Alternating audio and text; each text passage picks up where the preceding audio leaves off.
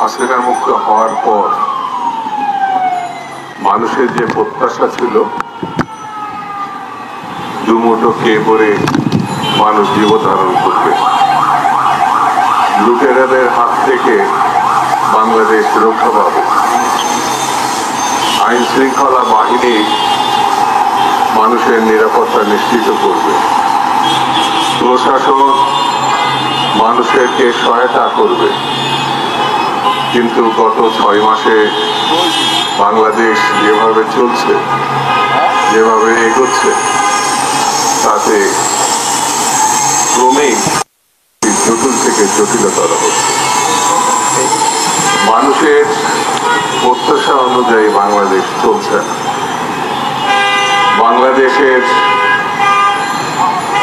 বাজার ব্যবস্থা যে সিন্ডিকেট শেখ হাসিনার সময় নিয়ন্ত্রণ করত, প্রতিটি দ্রব্যের নিত্য প্রয়োজনীয় দ্রব্যের মূল্য যে অস্বাভাবিকভাবে বেড়েছিল কোনো যুক্তি ছাড়াই, সেই অবস্থা শুধু এখন চলছে না, কোনো কোনো ক্ষেত্রে দ্রব্যমূল্যের দাম আরো বেড়ে গেছে।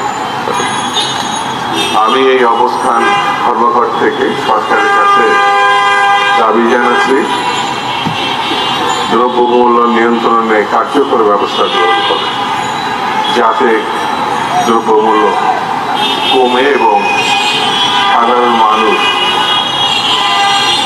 শ্রমিক, কৃষক, খেটে খাওয়া মানুষ, কামার কুমার, যারা সীমিত আয় করে, সীমিতভাবে যারা জীবনযাপন করতে চায়, তাদের সহায়তা করার জন্য আপনি পদক্ষেপ নেবেন।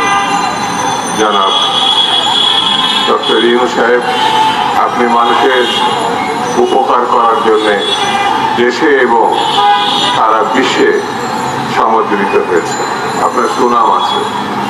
আপনি মানুষের, সেই মানুষ যারা খুব নিপীড়িত মানুষ, অভাবী মানুষ, তাদের জন্য আপনি গ্রামীণ ব্যাংক বানিয়েছেন, অনেক কিছু করেছেন। এখন ক্ষমতার শীর্ষ পদে আপনি আছেন, আপনার কাছে বা আপনার সরকারের কাছে দাবি জানানোর কোনো কারণ নাই।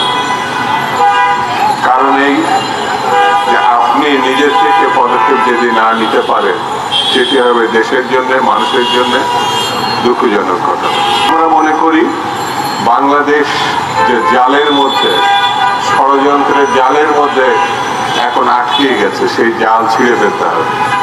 সেই জাল ছিঁড়তে হলে কঠিন কঠোর রাজনৈতিক নেতৃত্ব দরকার। আর এই রাজনৈতিক নেতৃত্ব প্রতিষ্ঠা করার জন্যে মানুষের সমর্থিত একটি সরকার দরকার। এবং সেই সরকার যদি আমাদের প্রতিষ্ঠা করতে হয়, তাহলে মানুষের ভোটাধিকার ফিরিয়ে দিতে হবে। মানুষ তার পছন্দের প্রার্থীর দলকে নির্বিঘ্নে কোনো রকম বাধা ছাড়াই যাতে ভোটটা দিতে পারে, এটি হচ্ছে এই মুহূর্তে সব থেকে জরুরি কাজ। কেন জরুরি কাজ? কোনো সরকারের পিছনে যদি জনগণ থাকে, দেশবাসী থাকে, তাহলে পরে সেই সরকারের পক্ষে কঠিন স্তর থেকে কঠিনতর সিদ্ধান্ত গ্রহণ করা সম্ভব এবং সেটি কার্যকর করা সম্ভব। এখন যে সরকারটি আছে, বিভিন্ন রাজনৈতিক দল সমর্থন করেছে বটে, কিন্তু এই সরকারের কাছে প্রত্যাশিত ফল না পাওয়ার কারণে অন্যান্য রাজনৈতিক দল এখনো এই সরকারকে কাঁধে করে নিয়ে চলছে। কিন্তু তারা তাদের কর্মসূচি, তাদের আগামী ভবিষ্যৎ নির্ধারণে যদি বারবার হতাশাজনক পরিস্থিতিতে পড়ে, তাহলে এই সমর্থন অব্যাহত রাখা কঠিন হবে। কোন রাজনৈতিক দলের পক্ষে এই অব্যাহত ব্যর্থতার মুখেও অব্যাহত সমর্থন দেওয়া কঠিন হবে। সেই জন্য আমি মনে করি যত দ্রুত সম্ভব ভালো নির্বাচন করার জন্য যে সংস্কারগুলো অতি প্রয়োজনীয়, সেই সংস্কারগুলো সম্পন্ন করে একটি ভালো নির্বাচনের আয়োজন করা। আমাদের নেতা জনাব তারেক রহমান, বিএনপির অ্যাক্টিং চেয়ারপারসন, স্পষ্ট করে বলেছেন, একেবারে প্রকাশ্যে বলেছেন, নির্বাচন এবং সংস্কারের ভিতর কোনো সংঘাত নাই। কিন্তু সরকারের পক্ষ থেকে একটা ধারণা দেওয়ার চেষ্টা হচ্ছে কম সংস্কার করলে দ্রুত নির্বাচন দেওয়া যাবে, আর বেশি সংস্কার করলে একটু দেরি হবে। কম বেশির ব্যাপার না, সংস্কার কি করবেন সেটাই তো এখন স্পষ্ট করে বলেন না।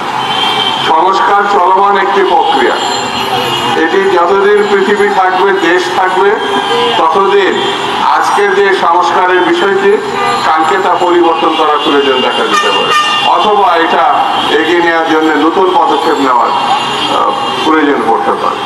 সেই জন্যে সংস্কারের সঙ্গে কোনো রাজনৈতিক দলের বিরোধ নাই, সরকারের সঙ্গেও রাজনৈতিক দলের বিরোধ নাই। এমন একটি চমৎকার পরিস্থিতিতে আমরা কেন দেশটাকে ভালোভাবে পরিচালনা করতে পারবো, এটি হচ্ছে মুখ্য বিষয়।